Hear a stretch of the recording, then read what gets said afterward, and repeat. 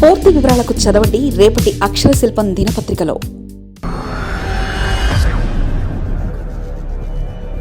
త్రిశంకు స్వర్గంలో ఆంధ్రప్రదేశ్, పెనం నుంచి పొయ్యిలోకి, హిందీ కుట్రలకు ఏపీలో రెడ్ కార్పెట్, ఒకే తాటిపై నిలబడ్డ కాంగ్రెస్ సీఎంలు జగన్, చంద్రబాబు మౌనం ఎందుకు? రాష్ట్ర ప్రయోజనం దక్షిణ దేశ ప్రయోజనానికి. కొన్ని రోజుల క్రితం ఒక వినియోగదారుడు 1044 పెట్టి అమెజాన్లో ఓ వస్తువు కొన్నాడు. ఆ బిల్లులో అసలు ధర $883. జీఎస్టీ ట్యాక్స్తో 161 ఉంది. అంటే ఆ వినియోగదారుడి కష్టార్జితం 15% మించి ట్యాక్స్ రూపంలో ఈ ప్రభుత్వానికి ఇస్తున్నానని అర్థం. జీఎస్టీ కాబట్టి అది నేరుగా కేంద్ర ప్రభుత్వ చేతిలోకి వెళ్తుంది. ఆయన డబ్బు 161 నుంచి నేను బతుకుతున్న రాష్ట్రానికి వాళ్ళు కేవలం 50 ఇచ్చి 111 నొక్కిస్తున్నారు. అది అధిక జనాభా పేదరికం పేరుతో ఏ బీహార్కో యూపీకో పోతుంది. ఏపీ రాష్ట్రంలో పేదలు లేరా అనేది ఇక్కడ సందేహం. ప్రజల అవసరార్థం వారికి సదుపాయాలు కల్పించే నిమిత్తం ప్రభుత్వాలు ప్రజల నుంచి పన్నులు వసూలు చేస్తాయి.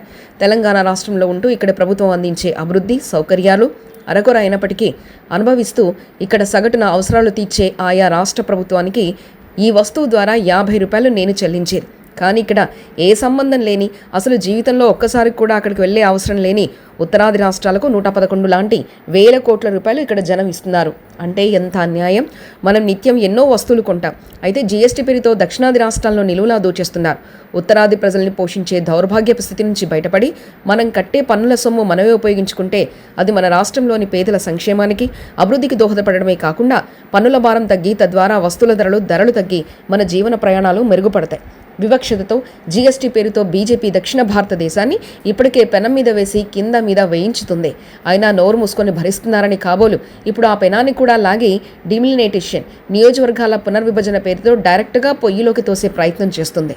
దక్షిణాది రాష్ట్రాలు అన్నీ ఏకమై ఒకే మాట మీద ఈ దౌర్జన్యానికి అడ్డుకట్ట వేయకపోతే దక్షిణాది ప్రజలకు భవిష్యత్తే ఉండదు.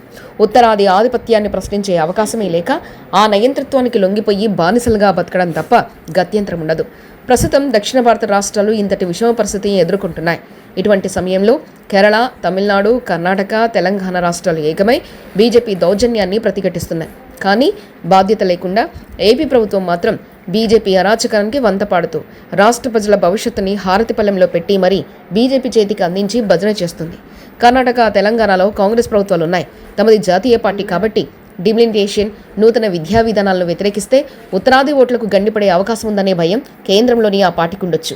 అయినప్పటికీ రాష్ట్ర ప్రయోజనాలు, దక్షిణాది ప్రజల భవిష్యత్తే ముఖ్యమని ఈ ఇద్దరు ముఖ్యమంత్రులు గట్టిగానే నిలబడ్డారు. మాకు హిందీ అవసరం లేదు, మాకు మా తెలుగే ముఖ్యమని జాతీయ మీడియాకు రేవంత్ రెడ్డి స్పష్టంగా చెప్పారు. ఈ విషయంలో సీఎం రేవంత్ను మెచ్చుకోకుండా ఉండలేం. కానీ చంద్రబాబు, పవన్ కళ్యాణ్, లోకేష్ ఈ ముగ్గురు మాత్రం స్వార్థ ప్రయోజనాల కోసం బీజేపీతో అంటకాగుతున్నారు. అందులో భాగంగా బీజేపీ డిలిమిటేషన్, హిందీ కుట్రలకు రెడ్ కార్పెట్ వేసి మరీ స్వాగతం పలుకుతున్నారు.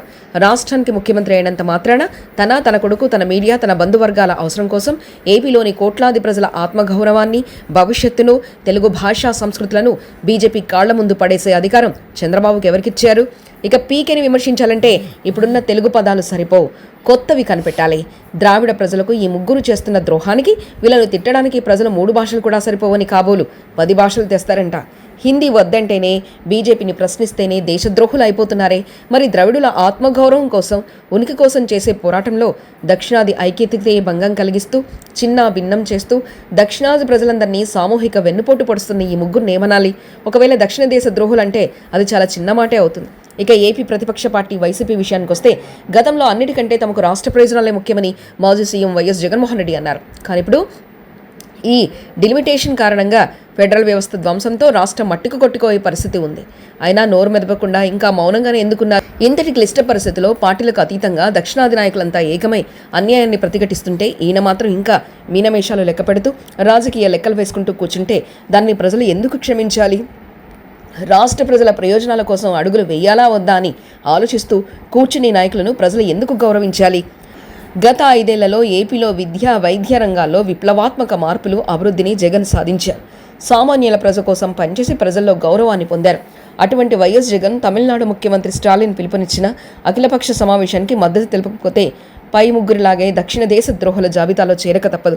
అంతేకాకుండా అప్పుడు ఆంధ్రప్రదేశ్ ప్రజల పరిస్థితి మరీ దారుణంగా తయారవుతుంది. ఏపీని అడ్డం పెట్టుకుని బీజేపీ తన లక్ష్యం వైపు అడుగులు వేసే అవకాశాన్ని జగన్ మరింత సులభతరం చేస్తున్నట్టు అవుతుంది. అదే జరిగితే దక్షిణ భారతీయులు ఎవరు కూడా వైసీపీ అధినేత జగన్ను క్షమించరు. అలా కాకుండా స్టాలిన్కు మద్దతుగా నిలబడి పోరాటంలో భాగమైతే బీజేపీతో కలిసి నీచ రాజకీయాలు చేస్తున్న రాష్ట్ర అధికార పార్టీ నాయకుల దుర్మార్గాన్ని ప్రజల అండతో సునాయాసంగా ఎదుర్కోవచ్చు. అప్పుడు రాష్ట్ర ప్రయోజనమే కాదు, దక్షిణ దేశ ప్రయోజనానికి వైఎస్ జగన్ పాటుపడిన వారవుతారు. మరిన్ని కథనాల కోసం సబ్స్క్రైబ్ చేసుకోండి మీ అక్షర శిల్పం. పూర్తి వివరాలకు చదవండి రేపటి అక్షర శిల్పం దినపత్రికలో.